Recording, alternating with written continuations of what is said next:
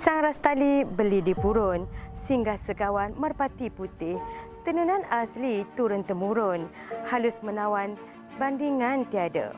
Assalamualaikum dan salam sejahtera. Hari ini kami akan membawa anda berjalan-jalan di sekitar Galeri Tenun Johor.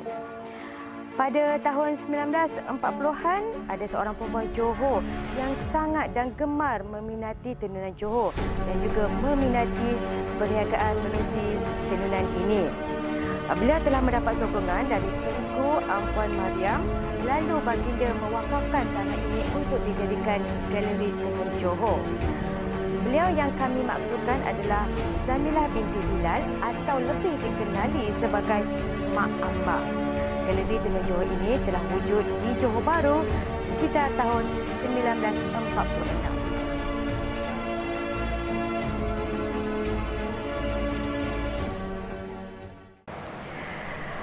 Assalamualaikum, saya Maslina binti Wahab, nombor matrik 274934. Assalamualaikum, saya Masrun bin Muhammad Dasuki, nombor matrik 274935. Assalamualaikum, saya Nuraini binti Isa, nombor matrik 274952. Ginilah keadaan dalam bangunan Galeri Tenun Johor. Galeri Tenun Johor itu dijaga oleh Yayasan Waisan Johor. Kita akan bersama dengan seorang pegawai dari Yayasan Waisan Johor ceritakan tentang perkara ini.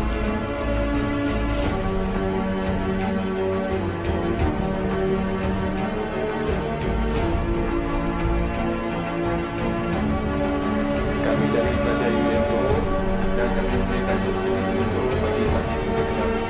Oleh itu, kita akan bersama dengan pegawai dari Yayasan Waisan Johor. Assalamualaikum Puan, boleh kenalkan diri? Waalaikumsalam. Saya Rosina binti Muhammad Rosli, merupakan Ketua Pegawai Tabir di Galeri Tenun Johor ni lah. Boleh tak Puan ceritakan apa yang ada dalam Galeri Tenun Johor ini?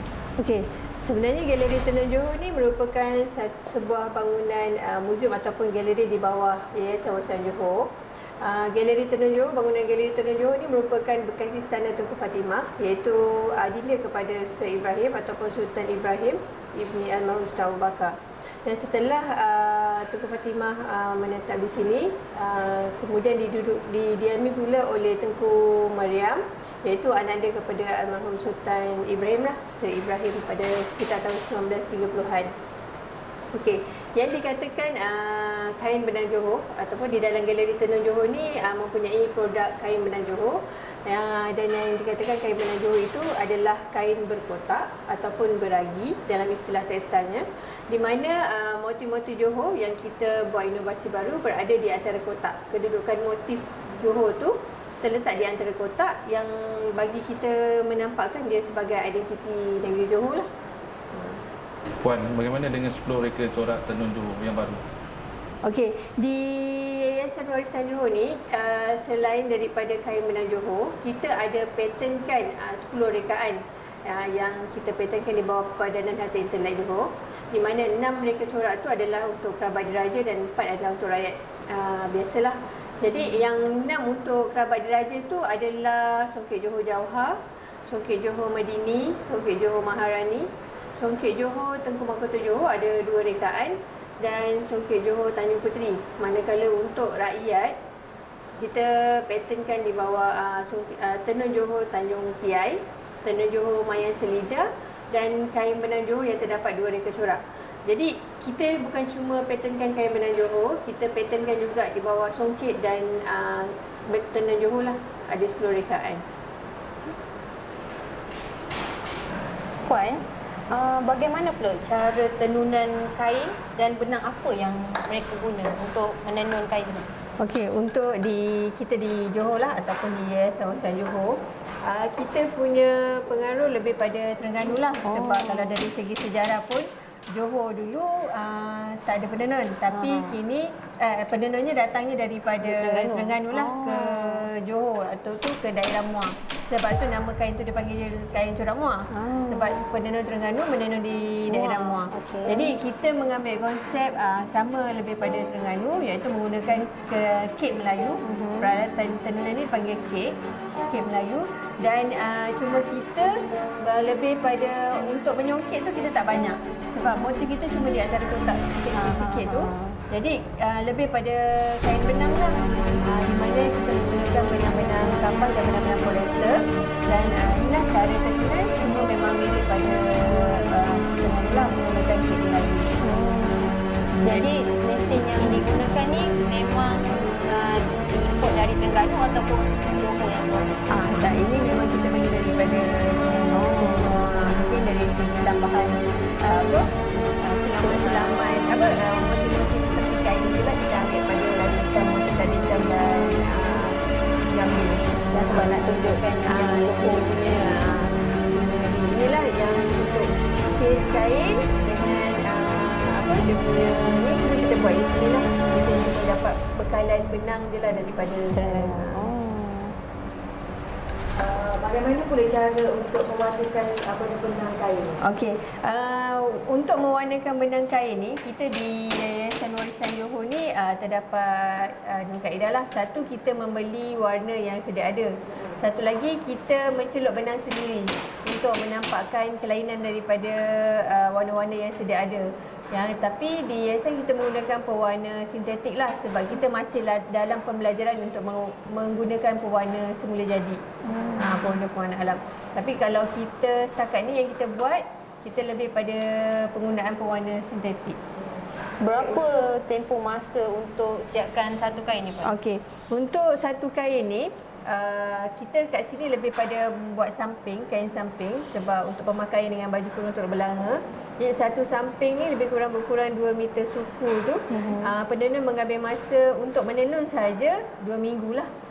Itu bergantung pada kepantasan pekerja seorang penenun. Tapi kalau dikira daripada proses awal kita membuat losing, membuat pakan, mencelup benang apa semua, ada 8 proses tu.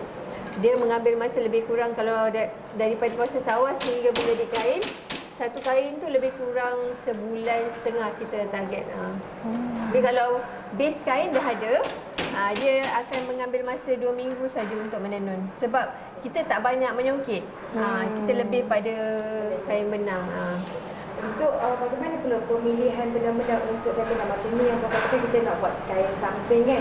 Adakah untuk kain samping tu mempunyai benang tersendiri? Maksud saya macam kalau kain samping ni kita gunakan benang benang kapas ke? Okey, samping sebab selalunya dipakai oleh kaum lelaki. Jadi untuk lelaki memang nak buat sutera tu tak boleh lah kan. Jadi untuk pemilihan untuk samping lebih pada benang kapas ataupun benang polyester. Tapi untuk perempuan kain sarung, kita akan tambahkan benang-benang sutera supaya lebih lembut lah kainnya. Memang kualitinya memang berbeza lah. Tapi walau macam mana pun kualiti untuk tenun tangan dan tenun mesin yang kita buat produk mass production dengan tenun tangan yang tradisional pun berbeza. Sebab kain tenun tangan ni lebih, orang kata lebih lembut dan dia pun orang kata sedap dipakai lah dibandingkan dengan yang mesin mass production. Maknanya sekarang keistimewaan untuk kain tenun tangan lebih lembut, lebih licin berbanding dengan kain tenunan mesin. Ya, orang kata ikut pada penenun punya ketukan. Ketukan lah. Ya betul. Katanya lagi mempat ketukan, lagi kuat ketukannya, lagi mempat kepadatan benang tu. Satu kain tu masa kurang daripada 2 lebih untuk pembakaran penenun. Sejak penenun tu untuk mereka menenun kain sebelum mereka menenun kain tu mereka edition tu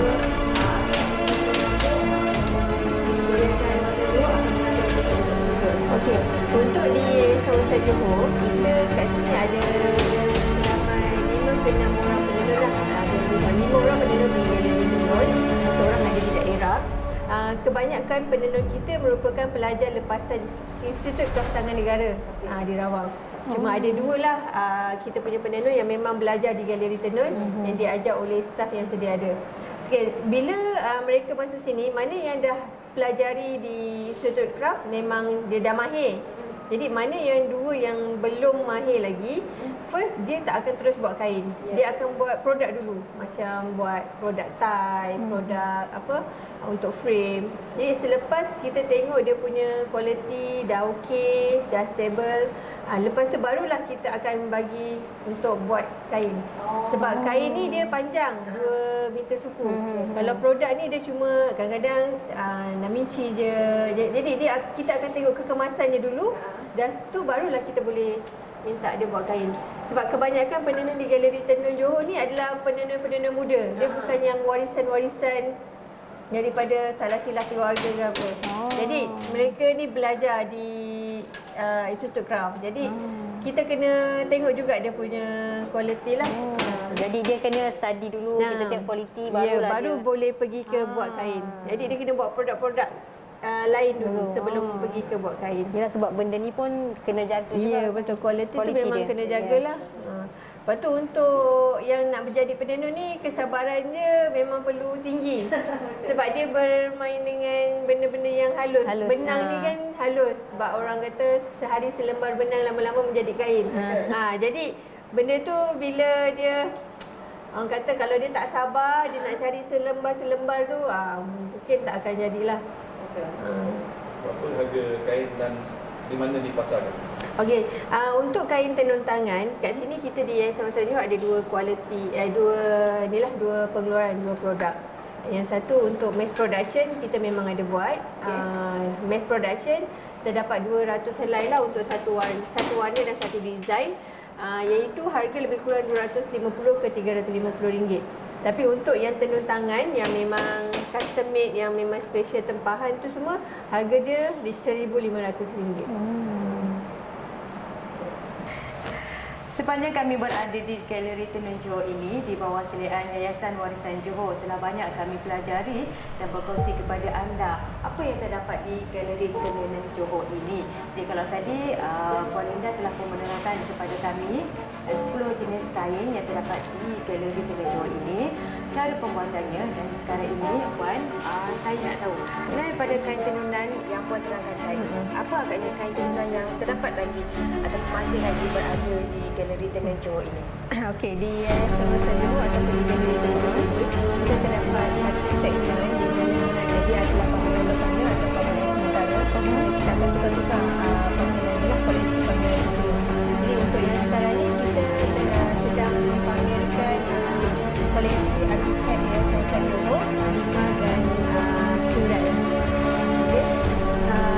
Kain yang kat sini ada artifak tekstil Johor di Yayasan Warisan Johor adalah kain Cindai lah yang berusia lebih kurang lebih daripada 150 tahun. Kain ini bukan koleksi artifak yang ada dan dikatakan Cindai ni kita perolehi daripada Riau lah. Sebab kalau ikutkan dulu Johor ada hubungannya dengan Riau. Tapi ikut sejarah asal Cindai, dia dikatakan adalah kain patola yang datangnya daripada India dan dibawa masuk ke tanah Melayu dan digunakan oleh kebanyakannya oleh orang-orang bangsawan di tanah Melayu lah. Ada juga sejarah Melayu menyatakan Hang Tuah memakai 7 lapis kain Cindai untuk mempertahankan dirinya kan. Tapi kat situ bermaksud Cindai ni dia adalah daripada sutera. Jadi tenunan dia sama juga mesin tenunan yang kita tengok tadi. Tapi kualiti kainnya, maksudnya kemampatan kain dia tu sangat mampat sehingga tak boleh tersusuk dengan benda tajam. Jadi yang bila dipakai 7 lapis, bila diletak dicocok dengan benda tajam, taklah orang kata efek pada dirinya. Maknanya mitos yang kami dengar sebelum ni katanya kalau memakai kain Cindai nak kita nak pergi berperang kan, azimat dan sebagainya tak akan telus. Maknanya benar lah ni. Kalau dari segi azimat tu mungkin saya tak pastilah, tapi dari segi istilah tenunan ataupun tekstil, maksudnya kualiti kain tu. Maksudnya kepadatan tenunan dia, material yang kita gunakan, jadi menjadikan kain tu tahan lama. Jadi itu yang jadinya tahan lama, tahan apa orang kata dengan tak tercocok benda tajam pun dia tak ni. Jadi bila dah kain macam ni 7 lapis dia jadi tebal kan. Tu yang orang dulu tak ada baju-baju perisai yang bersih-bersih tu agaknya. Tu yang dibagi inilah kain cindai ni. Puan, kalau kita lihat kain cindai yang disimpan rapi ni kan, kita tengok dia dah ada sikit kerosakan. Jadi bagaimana cara untuk tenunan ataupun dibaiki semula? Okey, untuk di Yayasan Wawasan Johor kita ada unit konservasi artifak lah. Jadi semua koleksi-koleksi artifak ataupun artifak yang kita dapat, unit konservasi akan membuat konservasi terhadap kain ataupun bahan-bahan artifak yang kita perolehi. Jadi macam kain ni, kain yang dipamerkan ni dia telah rosak sebab usianya yang dah lama. Jadi cara penyimpanan mungkin tak apa orang kata dulu orang simpan tak betul ke apa kan. So dia ada terkoyak apa semua. Jadi kita dah buat konservasi menggunakan teknik-teknik jahitan yang telah ditetapkan oleh Jabatan Muzium Malaysia. Jadi ini kain ni telah dikonservasi dan cara pameran pun akan mempengaruhi artifak tu. Jadi mana yang artifak yang dah fragile tapi kita perlu pamerkan, cara teknik hamparan ni lah yang kita gunakan. Tapi mana yang kain masih kuat apa kita boleh gantungkan kat mannequin ataupun di sidai macam itulah. Maknanya setiap pameran sesuatu kain tu, seselai kain tu memang ada cara tersendiri lah untuk kualiti ketahanan. Dan dia akan ikut kondisi artifak tu. Mana yang masih baru, masih elok, mana yang sudah perlu dah dikonservasi dan sangat fragile, dia akan jadi barang. Selain daripada apa lagi jenis tekstil apa lagi? Selain daripada kebanyakannya selain daripada tekstil cindai ataupun limat dan kain benang kemudian biasa juga terdapat pelbagai anak lelaki lain. Cantiklah songket memang dan semua tempat ada. Tapi kita ada kain lain, ada tekan, pelbagai ada telepuk, kain telepuk. Dan cara pembuatan kain ni semua berbeza. Walaupun pada asalnya dia adalah tenunan, tapi cara pembuatan dia lain. Macam telepuk dia sendiri. Telepuk dia lebih pada cok. Batik dia ada yang cantik, tapi base dia tetap tekstil dan kain, tetap pada benang. Macam tu. Okey. Ucapan jutaan terima kasih kami ucapkan kepada Yayasan Warisan Johor kerana memberi peluang dan ruang kepada kami sepanjang penggambaran ini. Terima kasih juga tak lupa kepada Puan Nolinda dan juga Haji PE kerana memberi kerjasama sepanjang kami berada di sini. Dan kepada mereka yang terlibat secara langsung dan juga tidak, terima kasih sekali lagi. Puteri Johor tersenyum ranum, berkain corak muat tenun Terengganu, Johor Bahru berumah tenun, tenun Tok Ambak mendapat restu. Baju songket baru ditunu, tenun dibawa dari Terengganu. Datang penenun Bugis Melayu, kini tenunan bertapak di Johor Bahru. Sampai kita bertemu kembali. Assalamualaikum, jumpa lagi.